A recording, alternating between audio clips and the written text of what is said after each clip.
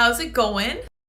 Good evening, everyone. Thank you very much for joining me tonight. I'm just trying to assess how I look in the camera since I moved my whole desk and then put it back together again. I hope that it is roughly where it's supposed to be.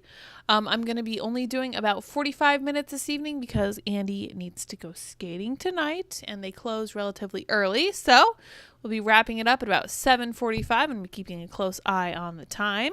We are going to be talking about Jordan Peterson. We're going to be talking about the absolute state of college. We're going to be looking at California.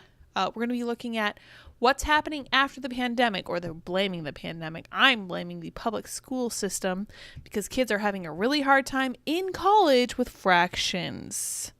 Yes, you heard that right. It's really, really bad. We're also going to look at whether it's bigoted to want biological children. Hint, it's not.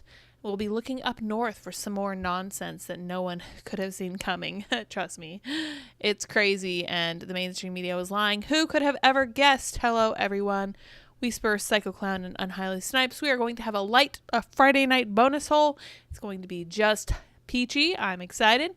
Let's start with this article because it is good news, and I think that everyone will be relatively excited about it, but I'm not convinced it's enough. Let's see what happened here. Mom and daughter speak out after landmark settlement over school socially transitioning gender without consent. I had an identity for so long that was false, Alicia Conan told Fox and Friends. So let's read about what happened.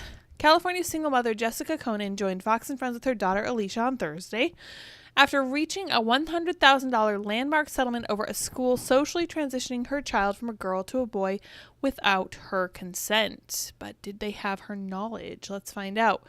I decided to actually go public with the story because I knew that I needed to fight for her. I needed to be able to provide that parental guidance that she needed. I decided to go forward with the story because I wanted to protect her and wanted to be there for her, Jessica said. Good for her. She sounds like a good mom. Earlier this week, Fox News Digital first reported that the Spreckles Union School District in Monterey County settled with Conan in a case that has sparked nationwide conversation. Jessica said her 11-year-old daughter, Alicia, was told by her school that she might be upset because she didn't know who she truly was inside and was questioning her sexuality. That's called grooming. And it sounds so innocuous. It's not. That is social transition, and it leads to physical transition down the road. Oh, Dot's going to jump over the gate in a minute. She wants to come hang out with us. From there, the school allowed Alicia to use the boys' bathroom, used male pronouns to refer to her, and was socially transitioned away from her biological gender. Once Conan found out that her daughter was being identified as male and socially transitioned without her knowledge, she sued the school district and enlisted the Center for American Liberty for guidance and support. And I don't know if you heard that, but Dot just successfully made it over the gate that is supposed to keep her out of our room while I'm recording.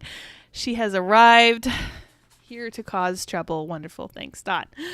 I feel that parents should be involved. Anything the child goes through, I think the parent should be involved, Jessica said. It's up to me, to be able to guide her in that direction. That's what my parental right is. She then urged educators to stop keeping things from parents because it creates division within families and stops the bonds that you make with your children. Yes, she made it. She made it over the fence. She's fine in here. She can hang out with us. She then urged educators to stop keeping things from parents because it creates division within families and stops the bond you make with your children. Okay, we just read that. Right. That's their whole goal. I have to be honest. This is exactly what teachers are going for. Teachers think that they are God. They think that they are parents. They think that they care more about your kids than you do. They are incorrect, obviously, but it's all part of their Marxist plan because part of Marxism is breaking down the family and interjecting the state in between parents and children, which is the most diabolical thing I can imagine. You parents have the right to raise your own kids, said Jessica. Correct and true. Alicia, who has since returned to a female identity, discussed her experience as well. After COVID hit, I ended up being out of control of the school and really figured out who the school said I was not, she said. And that I was a girl and I was Alicia. It was eye-opening to me because I had an identity for so long that was false. What are you doing with her? Are you trying to bribe her out of here with a toy? It's not going to work. She wants to hang out with me. Sorry. Mark Trammell, executive director for the Center for American Liberty, joined Fox and Friends alongside the Conans to discuss the landmark settlement. This type of incident, these are happening in schools across the country, and I think schools are going to wake up and realize that there is a financial liability at stake here. I hope so. I don't care how small a settlement they got. They only got $100,000, and this poor girl was confused for a really long time because of this school, and they were clearly working against this mother's and this daughter's best interest. But this settlement is a starting point, right? This sets the precedent. This will give people a place to stand when they go to yell at their local schools and take their kids out for being socially transitioned by teachers. That makes me really optimistic. So, it's exciting. Looking forward to it. Looking forward to more of the same. And looking forward to much larger settlements than just $100,000. And I'm really glad her daughter's okay and didn't end up receiving hormones that she didn't need or surgery that she didn't need. Good evening, Martin. Thank you for joining us. All right, you guys, let's hop on to the next thing. This is bad news. And I'm going to encourage all of us to be very compassionate because a lot of times when I share this kind of stuff, people immediately jump in and tell me that this is because people are bad at managing money. So, conservatives like to say kids these days are bad at managing money because apparently conservatism is still the realm of boomers, it turns out. But this is the rhetoric, and I have to say it needs to stop. Because when people are struggling with economic conditions, it is the perfect time to bring them the good news of the free market. And that's really exciting stuff. Andy says, tried to get Dot to play on the bed, but she's too dumb. Yes, she wants to hang out by my feet. She's basically like a rug that I have to step on anytime I get up out of my chair, which is fantastic. All right, so let's read this story from the Media Research Center, whom we love. As of July, Americans are saving less, and more than half are living paycheck to paycheck, a new report reveals. 61% of Americans are living paycheck to paycheck. Inflation is still squeezing budgets, CNBC reported on Thursday, citing a new Lending Club study on July 2023 consumer trends. Also on Thursday, the U.S. Bureau of Economic Analysis, of Economic Analysis released its personal income and outlays report for July, revealing that Americans' average personal savings rate fell from 4.3% in June to 3.5% in July. July's 3.5% savings rate is a mere quarter of its 13.4% level when former President Donald Trump left office, and more than twice the 7.2% savings rate recorded during Trump's first month in the White House. That's right. One of the biggest things we've seen change with Biden in office has been the economy. And I feel like I'm yelling at a brick wall, saying that if we don't win in 2024, we're going to get more of the same. And by the end of the next 4 years, none of us are going to have any savings, and we're all going to have massive credit card debt. And I am not looking forward to that kind of future. That is a lifetime of slavery. Debt is slavery, and the Bible says that the borrower is a slave to the lender, and I think that's 100% true, and I wish that more Americans would realize that. Inflation took out a lot of people, for sure. Bill says share and hit the thumbs up button. Absolutely. Definitely make sure to like this video, share it. It is Friday. We have a smaller audience. If you aren't able to listen in person this evening during this live stream, you're more than welcome to go over to any podcast platform where you can find Trad Queen Story Hour with my face right on it. And we have all the episodes over there. And I even read a couple ads for Spotify because they actually do make it really easy to use their platform. Let's see here. Adjusted for inflation, real disposable personal income for July, personal income less personal current taxes, fell compared to the previous month, the BEA reported. Total personal income increased $445.0 billion at a 0.2% monthly rate in July. Disposable personal income was virtually unchanged from June. Real disposable personal income was virtually unchanged, it decreased 0.2% for the month. Real personal consumption expenditure increased 0.6% in July, reflecting an increase of 0.9% in spending on goods and 0.4% spending on services, maybe credited to inflation. They go through all these different numbers, and it's hard to keep track with this economic stuff, but really interesting stuff. Yeah, so here they're comparing savings rates from 2017 to 2023. From 2017 to 2021, the change was an increase of 86%. That's because the economy was doing incredibly well. And then between 2021 and 2023, the change was a net negative 74%. I feel like a lot of us knew this. All of us were feeling it to some degree or another. We were talking the other night, I think it was just last night, Annie and I were talking about what it feels like, how much it feels like we're making now, because Andy and I both were like, hey, we finally made it. We've arrived. We're making a good deal of money. We're really happy and excited to be here. And we're, middle class again, and still thinking about money on a really regular basis. And things are hard. Times are tough. Even in Florida, the cost of living is really high because everybody wants to live here, which is awesome. Don't get me wrong. It's a great state to live in. But when you find a great state to live in, the downside is that it might be expensive to live there because it's popular, right? Really troubling. Jessica says those are Dave Ramsey's words as well.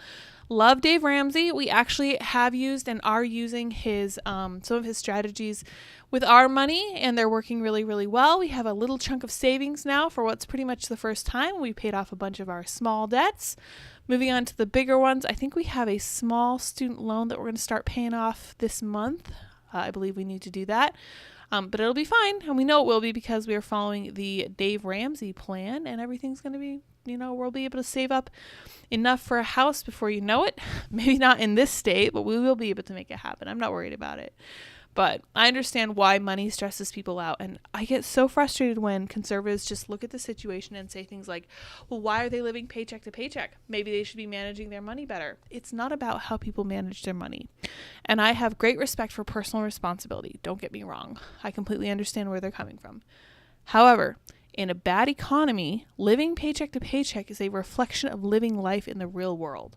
And there is nothing to be gained by faulting people for having a hard time just existing in the real world. And we need to stop doing that, because that's really not going to win any converts to the idea of the free market, the idea of conservatism as a whole. We're not going to change anyone's mind. We just need to tell people who is doing this to them and show them how that's happening. We could probably show them that chart that the Media Research Center was showing about savings, the difference between Trump and Biden, and then say, look, this is what's happening. These are the policies we're voting for. Maybe we should stop doing that because it's very painful to not have any money at the end of the month, right? All right, you guys. We're going to read a little bit about higher education, and then we'll divert into talking about California for a minute. So let me make sure you guys can see this whole headline. Yes. So, Jordan Peterson has to undergo re-education training for offending the woke sensibilities of critics and regulators, but that may backfire because he plans to broadcast it for the whole world to see. I love this idea. I am very excited about this. This is honestly one of the best directions this could have possibly gone in. And the Blaze, your titles are way too long. What the heck are you doing here? But I appreciate that they put everything in one place, because it's very, very impactful to realize that he's actually going to be recording all this. We're all going to get to watch it, and I am looking forward to that. This is from just yesterday. Late last year, the censorious governing body for psychologists in the Canadian province of Ontario ordered Dr. Jordan Peterson to undergo re-education training for having offended strangers online with his lawful opinions. Not awful, lawful. Peterson fought the order in court, but a trio of judges ruled against him last week. Everything about Canada completely ruined. Like, they're one of the worst countries. My habit is to pretend that Canada doesn't exist at all. It's just not real, but unfortunately they do, and they push horrible ideas up there, and then they inevitably come down here because they're like, oh, hey, that's a horrible idea. Maybe we should do that here too, i.e. Canada and Oregon, California and Oregon and whatnot. What's the background? A handful of thin-skinned individuals who are neither clients nor kin to clients of best-selling author and clinical psychologist Jordan Peterson filed complaints with the Canadian governing body that regulates his profession, the College of Psychologists of Ontario. I am genuinely surprised this worked, but I am not surprised there are people out there who are willing to do this for him. That's insane to me, but this is the state of the world we live in. Peterson had drawn their ire for expressing his opinions lawfully online. The Blaze previously reported that Peterson's offending speech included criticism of Prime Minister Justin Trudeau and Trudeau's former Chief of Staff, Gerald Butts, who resigned amid the Liberal leader's disgraceful and damning SNC Lavalin scandal. I'm not familiar with that. I try not to pay any attention to Canadian politics, but we do have a story about Canada toward the end of today's show. We might get into that. We'll see if we have time. A suggestion that the doctor who cut off actress Elliot Page's healthy breasts was a, quote, criminal physician, and a retweet of one comment made by the leader of Canada's official opposition party regarding the unnecessary severity of COVID lockdowns. That, to me, is the worst. Re-sharing the ideas of an opposition party leader is enough to get you re-education training in Canada. That is horrifying to me. It truly is. After looking into the complaints, the CPO's Inquiries, Complaints, and Reports Committee, comprising persons Peterson had called cowards, good for him, concluded in November 2022 that the 61-year-old doctor's comments were degrading, demeaning, and unprofessional, adding that his conduct poses moderate risks to the public and runs the risk of undermining public trust in the profession of psychology and trust in the college's ability to regulate the profession in public interest. With the understanding that he had done nothing wrong and reiterating his unwillingness to apologize for criticizing the mutilation of mentally ill women, medical tyranny, or shady public officials, Peterson refused to undergo so-called social media training. He stressed in an opinion piece for the National Post, "I'm not complying, I'm not submitting to re-education, I am not admitting my viewpoints, many of which, by the way, have been entirely justified by the facts that have emerged since the complaints were levied, were either wrong or unprofessional." Peterson ultimately took the CPO to court over its order, which he suggested had run afoul of the Canadian Charter of Rights and Freedoms. He lost that battle. Last week, a court upheld the regulator's order to undergo re-education training at his own expense. The court also ordered Peterson to pay his censors $25,000. That's crazy to me. But how long before this comes here, right? How long? We have another story out of Finland that we're probably not going to have time to get to today as well, where they are literally dragging a woman weekly in front of the police for the crime of writing a pamphlet that included Bible verses. And this woman is like in her 80s or something. So this is the kind of stuff that's coming out of progressive Europe. It's the kind of stuff that's in progressive Canada. Thank God we're not there yet, but we are surely heading that direction, and that is truly terrifying. Let's see here. Peterson told the Jesse Watters Primetime Wednesday that he would comply with the order after all, but intimated that he would seize upon the opportunity to serve as a Trojan horse carrying the eyes of the world into the struggle sessions. I'm going to do everything I can to make all this as public as possible. I have done that from the beginning. I released all the documents that included the charges, so to speak, that the college has levied against me. I want to make this 100% transparent and let the public decide for themselves who exactly is acting in an unprofessional capacity. Good strategy. I love it. Autumn Leaves says, sorry I joined late. Is Dr. Jordan Peterson taking the online training? I don't know if it's online or not. We are right in the middle of reading about it. He is going to go into that training with maybe a camera, something to that effect. Maybe a tape recorder? Let's find out. Somehow everything that happens is going to be made public. It is absolutely necessary, he added. The doctor once again made clear to Watters that he is not in the slightest bit repentant for speaking what he regards as the truth, even in the capacity that would fall under the CPO's purview. I am perfectly willing to state that I am stating my opinions on Twitter and social media in my professional capacity, he stressed. So, for example, the comments I made about Ellen Page, I'm not the least bit happy about what the sadistic surgeon butchers are doing to minors, and I also am not happy about narcissistic celebrities parading off their new surgically enhanced body, enticing young women, for example, to becoming sterilized and butchered. So I think I have, as a professional, an obligation, like all therapists and physicians, to say very clearly that this is 100% absolutely not acceptable. Speaking more broadly to the fast disintegration of freedom and expression in his native country, Peterson added, what we're seeing in Canada is an unraveling of all the principles upon which my country and yours are predicated, and that's part of the ideological possession that swept over Canada in particular. I mean, it's certainly threatening you characters down in the United States, but we're farther along the road given that we're run by the poster boy for political correctness himself, Justin Trudeau. Yeah, that's right. Yeah, so this is really, really interesting stuff. I'm looking forward to how he brings all this stuff to light. I hope he records it all, either on camera or with a tape recorder. Hasty says, didn't a dude break the Canadian ladies powerlifting record like yesterday by 200 pounds? It was very recent. It wasn't yesterday, but yes. Yes, a gentleman broke the record by 200 pounds. Absolutely insane to me. Absolutely nuts. Andy sent us a tweet that I can't access. I don't know if this person blocked me. But in either case, actually, let me see if I can change what account I'm using, and then maybe I can... Oh, we all got our burner accounts. Let's see if we can get into it this way. A burner account is always a good idea. Oh, no. Andy sent us a meme that I'm not going to show us, but you guys are more than welcome to check it out. Hopefully this guy hasn't blocked you. I think he's probably a really big Trump fan. Yeah, 100%. Trump 2024. He's blocked me. I don't know why. I've never said anything unflattering about Trump.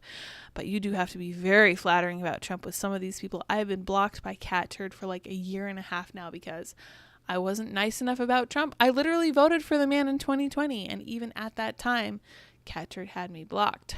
Andy says we don't have burners. Oh, that's right. We don't have burners. Thank you for reminding me. All right, you guys, speaking of Canada, we're now going to switch our view to California. California community college professors sue state over DEI teaching mandates. Andy says, I understand why he blocked me. Understandable. A lawsuit filed in federal court last week seeks to halt new diversity, equity, and inclusion standards at California's community colleges. The suit was filed by the Foundation for Individual Rights in Education, FIRE, which I love, on behalf of 6 professors at Clovis, Madera, and Reedley community colleges. It seeks to declare the standards unconstitutional under the 1st and 14th Amendments. This is so exciting. I really hope this succeeds. The DEI standards, which were adopted in 2022 by the State Center Community College District, warns professors not to weaponize academic freedom to, quote, impede equity or inflict curricular trauma on students. This is driving me crazy. Sarenko says the first rule of Burner Club is we don't talk about Burner Club. Well, I'm not in Burner Club, so I don't have to not talk about it, but thank you, because I don't have one, right? They may also require that professors have knowledge of the intersectionality of social identities and the multiple axes of oppression that people from different racial, ethnic, and other minoritized groups face. Am I the only one who is praying for the sweet meteor of death? Because articles like this make me just want to, I love the world. I think it's a wonderful place. It has so much potential, but at the same time, so much is going wrong. It's like, how are we ever going to face all this? How are we ever going to fix all this? I can face it. I just don't know if we can fix it. And it makes me feel like I completely understand why people want this really big, grandiose approach to making changes. That's not the way we do it. We have to start at the bottom. With that said, I am glad that these 3 different professors are talking about this. The DEI standards, which are adopted, in 2022. The FHIR press release states that the regulations explicitly require professors to pledge allegiance to contested ideological viewpoints. That's a good way of putting it.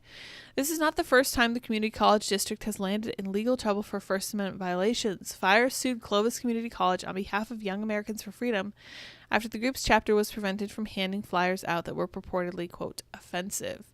But this is a slightly different angle as far as California goes to come from the professors, and I'm really happy to hear it. Really optimistic that this will be another one of those precedent setters, like that case we read about earlier with the mom and the daughter pushing back against schools hiding gender transitions from parents. All right. Excuse me. Oh my goodness. I'm having a hard time here. We're going to look at California's sanctuary status now. And here's why. As 11th bus of migrants arrives, LA is considering criminal charges against Texas. I just want to stop here and say that the city of LA is a sanctuary city, and the state of California is a sanctuary state with the approval of none other than the LA sheriff. So let's read a little bit of this one. This is from 2017. This has been the case forever.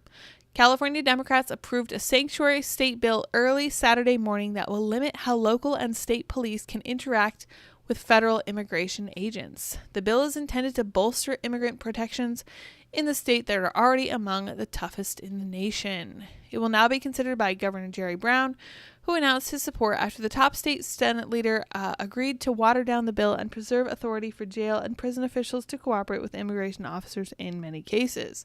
Well, that's good at least. Not that it's going to make any difference. So let's read about these criminal charges they're talking about bringing against another state of the union, because holy crap, that's not going to work. On a day when another bus of migrants from Texas arrived in Los Angeles, the city council on Wednesday approved a motion asking the city attorney's office to investigate whether Texas Governor Greg Abbott committed any crimes when he sent 42 migrants on a 23-hour bus ride to downtown LA in June. Probably not. Sorry. The motion requests the city attorney begin proceedings on any potential civil legal action that could be taken against the state of Texas, Abbott, or any other entity involved in the planning and action of busing migrants to the Union Station, where they arrived June 14th. Why?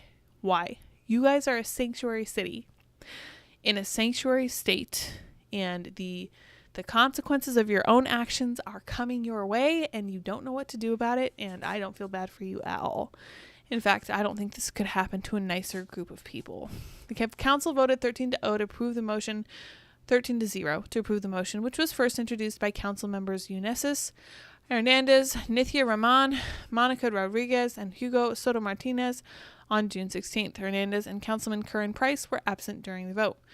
Texas has sent a total of 11 buses of migrants to LA, beginning with the June 14th arrival, containing a total of 435 migrants. Oh no, that's too many migrants. I mean, Texas sees like hundreds of thousands over the course of weeks and months and years, but I guess, 400 is way too many for you as a sanctuary city. Abbott and Florida Governor Ron DeSantis, who has also sent similar shipments of migrants to New York, have defended their decision, saying their states are overwhelmed by an influx of undocumented immigrants, with Abbott citing the Los Angeles Council's recent decision to declare LA a, quote, sanctuary city. That's right, 100%. So's New York City. You said you were a sanctuary city.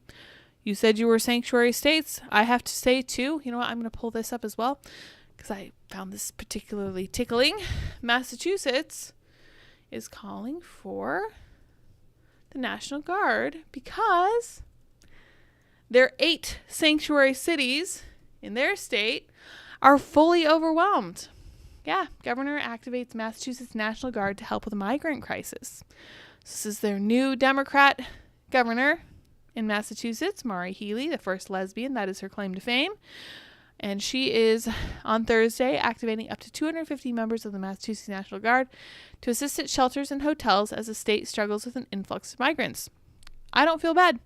If you want to be sanctuary cities, if you want to be a sanctuary state, you're going to take on the responsibility of dealing with this when we have a terrible president in office who does not enforce the United States border. Man, I think that's fully fair. Like, I literally can't imagine this happening to literally nicer people. And their problem might actually be that they're a little bit too nice and they've decided they want to be sanctuary states and sanctuary cities. But I just thought it was really fun to bring up the concept of California being a sanctuary state and LA being a sanctuary city. And then when faced with the opportunity to be a sanctuary state or city, they freak out and demand criminal charges against another state, which is crazy to me. I actually asked a lawyer on Twitter. I was like, hey, do you think there's any way that they could actually try to make this happen? I don't see it working. And the report was that, hey, lawyers are pretty resourceful. Like, probably try to make something happen. All right, let's read about this since we were talking about higher education a little while ago. College students are still struggling with basic math. Professors blame the pandemic. That is an incorrect assessment. You cannot blame the pandemic. You can't blame the pandemic for problems for students who just graduated high school a couple years ago over things that they should have learned in 3rd and 5th grade. Okay? These students are struggling with fractions. They're struggling with exponents. These are things that are taught in elementary and middle school. This is a reflection not of the pandemic or even of the lockdowns, fun as it might be to blame those things. This is a reflection and an indictment of the entire United States federal school system. Okay, so the state school system that so many parents trust their beloved children to for 8 to 10 hours a day, every day, for the course of years of their lives, has done them no favors. It has failed them monumentally, and no one is holding them accountable.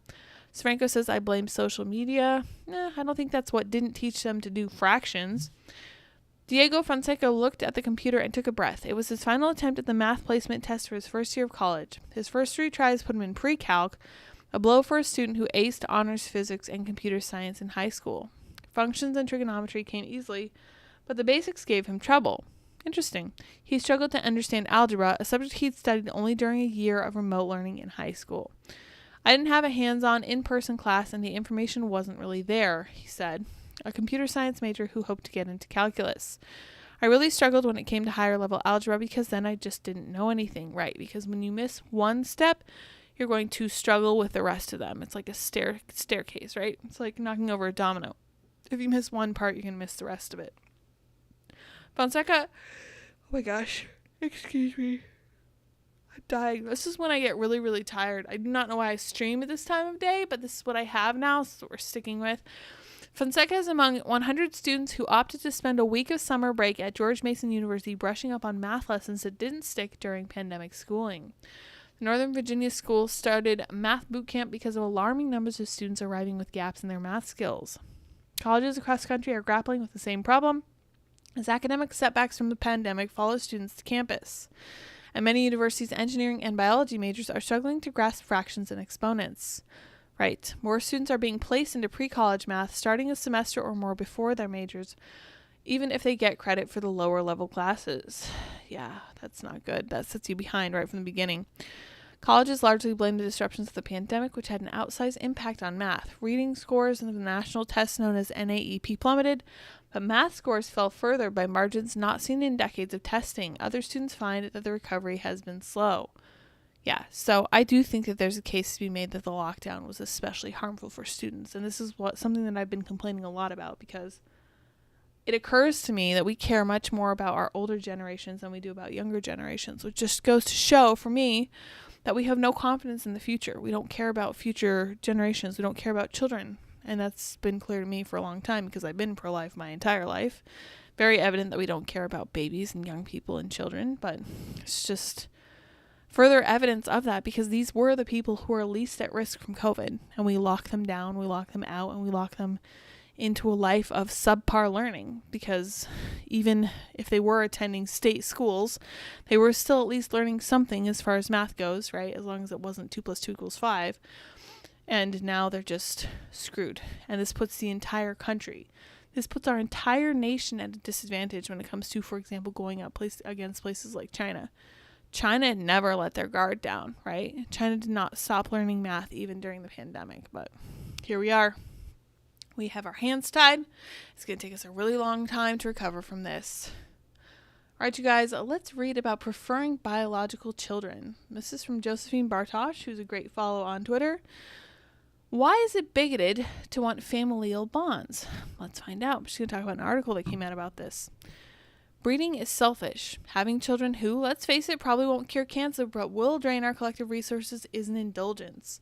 But passing on one's genes is also the most fundamentally human urge. If it weren't for our ancestors deciding to do the nasty, I wouldn't be writing this and you wouldn't be reading it. It's true. That's a fair analysis.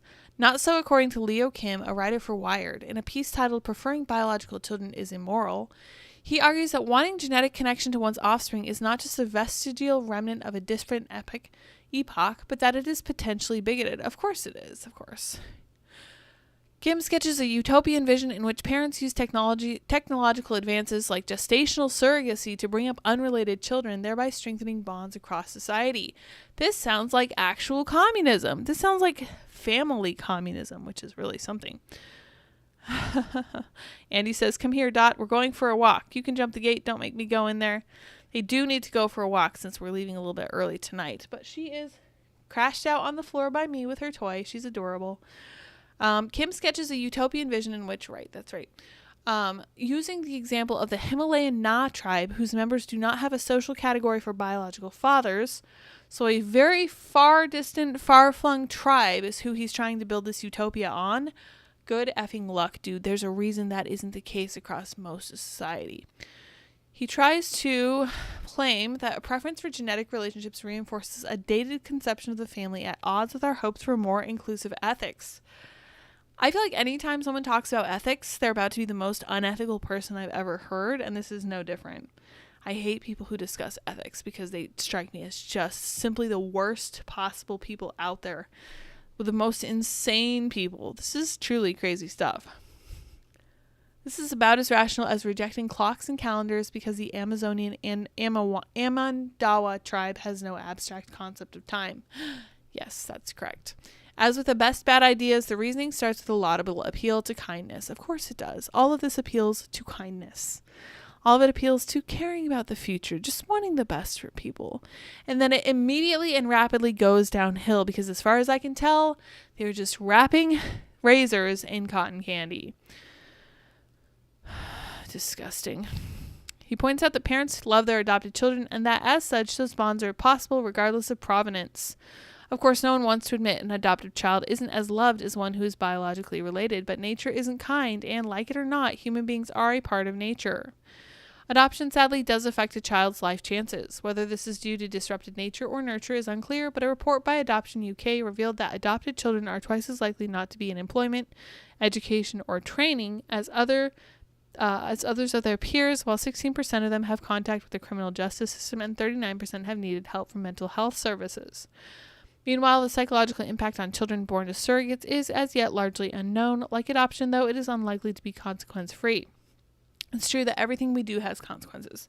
But I will say, as someone who is pro-life, I still firmly believe that adoption is a much better option to death. Jared says, I gotta go in a couple minutes. Have a good weekend. Lydia and everyone here. Yes, enjoy your long weekend, Jared. Hopefully you get Monday off for Labor Day. Meanwhile, the psychological... Notably absent from Kim's argument is the mother, a rather important figure in the process, but he does insist that the embryo inserted in her uterus should challenge white hegemony, a societal ill that the author believes can be traced to the importance of genetics in our family relations. Go to hell, dude, honestly. I remember when I used to like Wired magazine and even had a subscription for a while. I think we have a Wired in our living room, but nah, never again. Absolutely nuts to me. In this way, mothers are reduced to incubators from the production of a harmonious, right-thinking generation. This sounds like hell on earth. The instinctive reaction of those who proudly declare themselves progressive is that existing boundaries and bonds deserve to be broken. That's right. They do nothing to build, everything to destroy. These people are not good. It is the embodiment of evil, does nothing but destroy. As Kim argues, insisting that you'll only be a parent to a related child will be seen as increasingly reductive and closed-minded, a stance at odds with the momentum of our expanding ethics. Stop expanding your ethics and start thinking about what is actually ethical about them, because this ain't it, Chief. Wild to me. But morality does not expand at the same pace as technology. Ultimately, right and wrong are not relative states. The idea that familial bonds don't matter can be intellectualized and shaped into a compelling argument, but deep down at the core of what it is to be a human, we know that is wrong. 100%. Did Lydia just hint she's due on Labor Day? Not even close. I'm not due until toward the end of October. Labor Day, I put quotes around because most people don't have to actually work on Labor Day, and it is, after all, a communist holiday. However, since it gives people a little bit of a break, people get a little bit of time off, I'm willing to allow this.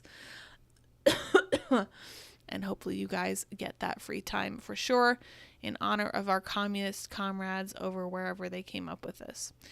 All right, let's get into our last story. I'm going to wrap by about 7:45. Trudeau made Pope Francis apologize on behalf of the Catholic Church over these fake graves. I don't know if you guys have been following the fake grave debacle going on in Canada, but it is really something special. Around 56 Canadian Catholic churches were vandalized and burned to the ground. Media and Trudeau shrugged off the burnings and suggested it was tit for tat. So here's the New York Post headline. No human remains found 2 years after claims of mass graves in Canada. So here we have a completely destroyed statue covered with flowers that says in blood red writing, "Dig them up," repeatedly. So, turns out there was nothing here. This is all a sham, and the Canadian government is just fine with the fact that it resulted in Christian churches being burned to the ground in many cases and vandalized in many others. So let's read a little bit about this, since I don't know much about it. After 2 years of horror stories about the alleged mass graves of Indigenous children at residential schools across Canada, a series of recent excavations at suspected sites has turned up no human remains. So I just have to say, too, that if there were, in fact, graves of Indigenous children, it boggles my mind to think about how disrespectful it would be to, quote, dig them up like these activists are demanding. But that's what they wanted.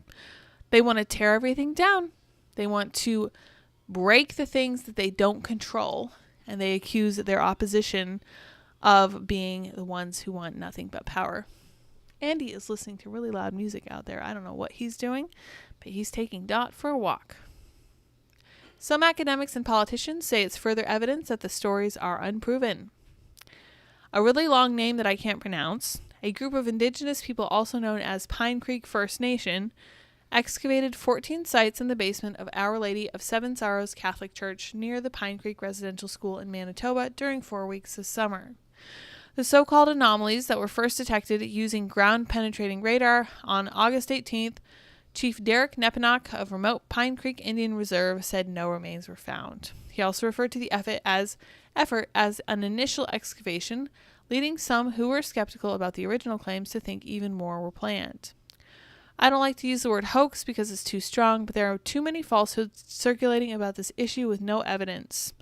Jacques Riard, a president emeritus at the Department of History at the University of Montreal, told the Post on Wednesday. Yeah, it is a hoax, 100%. And Canada was fine with it because the Christians were painted as the bad guys. Like, you think it's bad down here? It's really friggin' bad in Canada. Nonetheless, he welcomes more excavation because of the enormous adverse publicity and stain left on Canada after the first reports of the alleged mass graves. This has all been very dark for Canada. We need more excavation so we can know the truth, he said. Too much was said and decided upon before there was any proof. Yeah, that's fair. I could say you really do need some evidence, one way or the other. In May 2021, the leaders of the British Columbia First Nation band, something I can't pronounce, announced the discovery of a mass grave of more than 200 Indigenous children detected via ground-penetrating radar at a residential school in British Columbia. The radar found anomalies in the soil, but no proof of any actual human remains. We had known in our community that we were able to verify. We had a knowing in our community that we were able to verify, they said.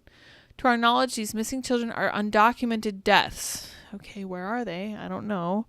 I'm sorry they're missing. It's possible that, like most modern cultures, they are missing as children often go missing, either abducted, kidnapped, murdered. Unfortunate but true.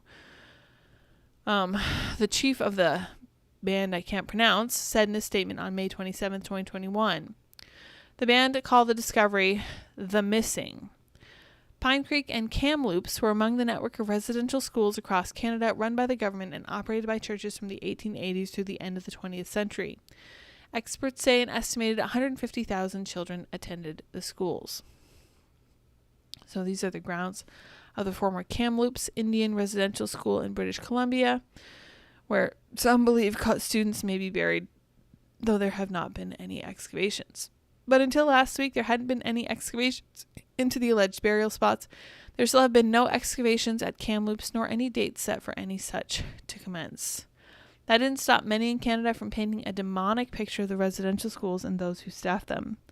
The system forcibly separated children from their families for extended periods of time and forbade them to acknowledge their Indigenous heritage and culture or to speak their own language, according to the website of the First Nations and Indigenous Studies of the University of British Columbia. So, this just sounds like cultural Marxism run amok.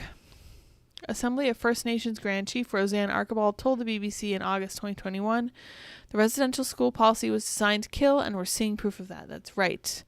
All white people ever do is kill other people. Within days of the Kamloops announcement, Prime Minister Justin Trudeau decreed, partly at the request of tribal leaders, that all flags on federal buildings fly at half-staff. The Canadian government and provincial authorities pledged,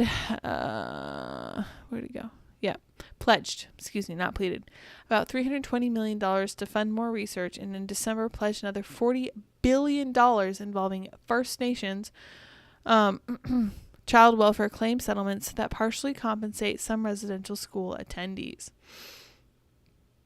Pope Francis issued a formal apology on behalf of the Catholic Church, which ran many of the residential school facilities, and asked for God's forgiveness. A number of writers, academics, and politicians like Rayard have come out cautioning against the claim that hundreds of thousands or thousands of children are buried at the schools, but they have been labeled genocide deniers, even though many of the skeptics do not dispute the conditions at the school were often harsh. The evidence does not support the overall gruesome narrative put forward around the world for several years, a narrative for which verifiable evidence has been scarce or non-existent. So, this seems like a case where merely searching for truth will get you labeled a denier. And that is a dangerous place to be. That is a scary place to be, and